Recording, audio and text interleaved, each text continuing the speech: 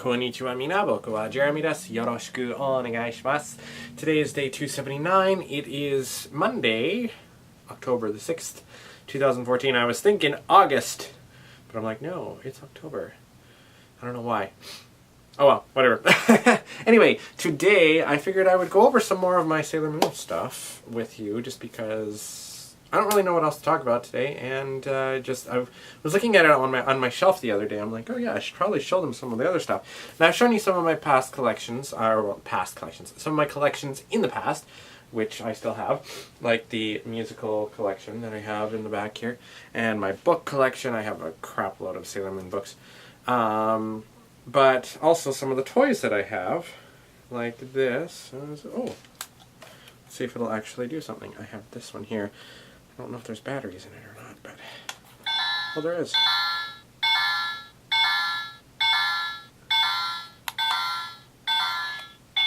Okay, that's apparently all that one does, apparently, I guess. But yeah, I don't remember where I got this one. I think I got this was one of my newer ones that I had gotten.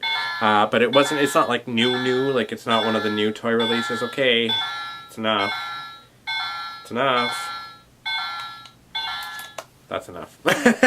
And one of the older ones, one of the very first lockets that I ever had, it's kind of wearing a little bit. You can see some stuff on it from, here we go. So I don't know if it's going to make noise. I think it might, yeah.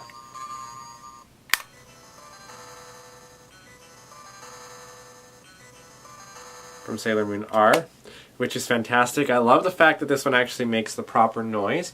I have a Sailor Moon wand, of course, the Eternal Tear, actually, from Sailor Stars, and it makes the same noise as Chibiusa's wand does, which is kind of weird. That one. I don't know where it is, though. Well, actually, I do know where it is, but there's no batteries in it right now.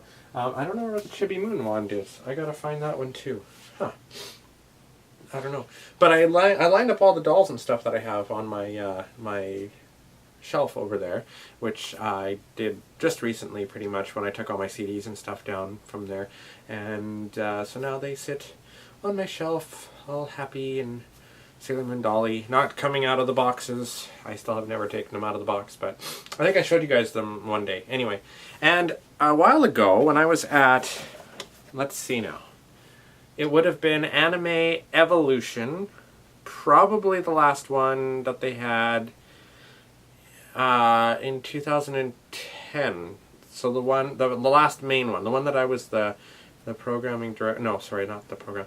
The idol coordinator for. I think it was AE, or it could have been Cause and Effect's first year. I don't recall, but there's a vendor that goes there all the time. Half Moon is the name of it, and they have some really, really neat stuff. I've gotten a lot of great Sailor Moon goods from that lady that owns it. Just wonderful. And one of them is, and I've never actually really looked at it too much, but it is, okay, I guess you should look at it this way. One of the Sailor Moon castles. Yes, so that's kind of what it looks like there. It is kind of put together by the looks of it. I was kind of just briefly looking at it earlier, but let's pull it out. Oh look, some cards. I already have that card set. Haha. Apparently this card set was $20, but it came with it, but I already have that one. So, okay, so here's what it looks like. Ooh, it's definitely an old one. It's been played with, that's for sure. But the little thing here. I mean, it's a collector's thing, obviously, but it has been played with, which is fine. I mean, that's what they're meant for and stuff. They have little hidden compartments and stuff. Like, there's one of the rooms, and there's another one of the rooms. And I'm thinking that this must go on top here. Probably. Is there a specific way it goes? Ah, there is. Okay, that would explain why it's having so much trouble staying on there. Okay, there we go. Kind of like that. There you go. Yeah, one of the stars is missing. Is it in here? I can't tell. There's like little, this is like a glass maybe, or a candle. Maybe this is a glass. I don't know what that is. Oh yeah, it's a bottle. Okay, whoops.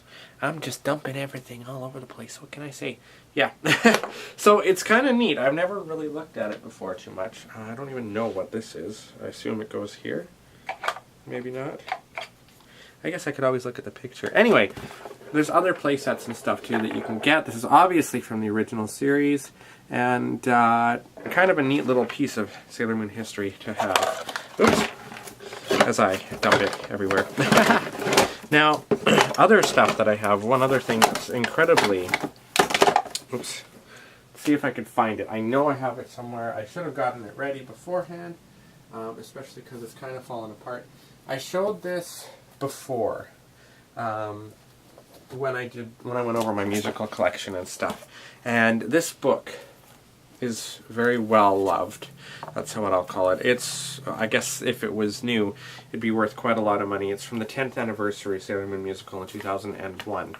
And it features pictures of each of the musicals. So the very first one they did in 93? Yeah, 1993. August 11th to the 29th was the very first one in 1993. And so on and so forth. Keeps going along.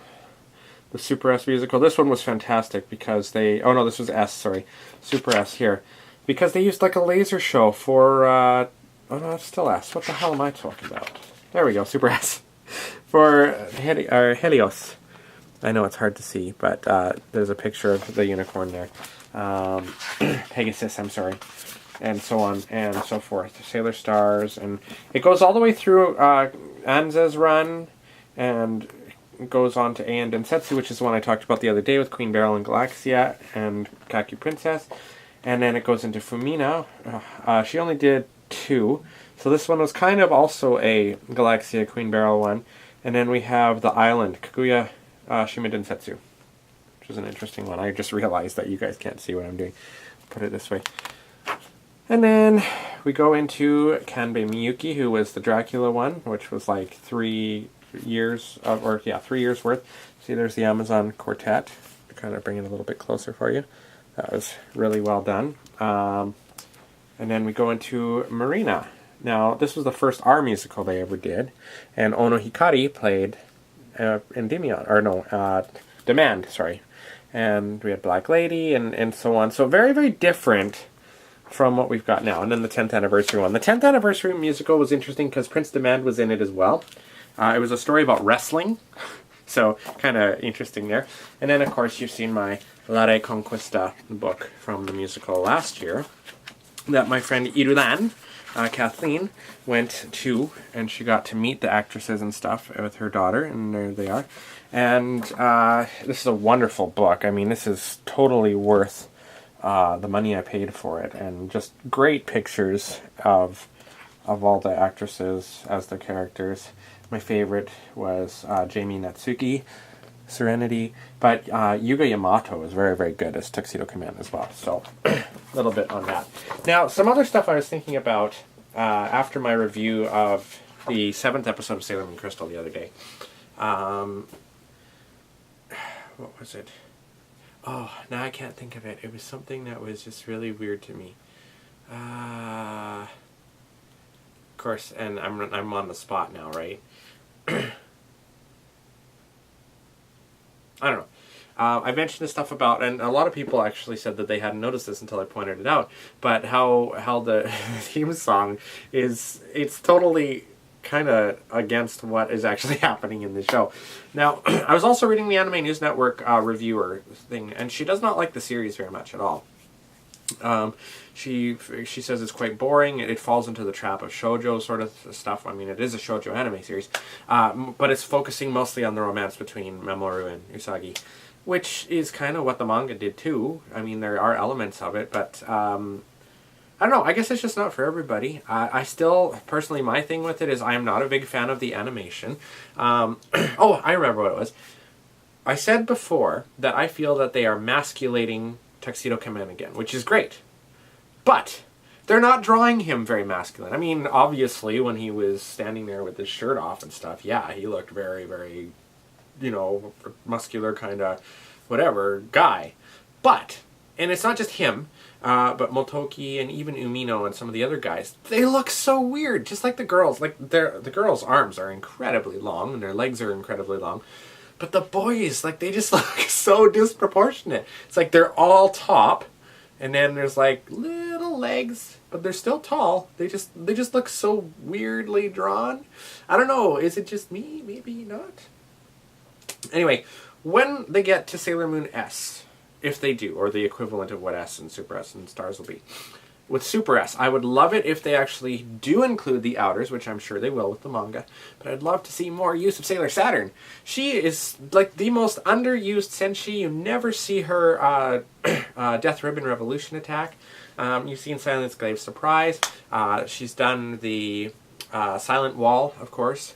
You never see Chronos Typhoon either, by Sailor Pluto. She stopped time once, twice, something like that.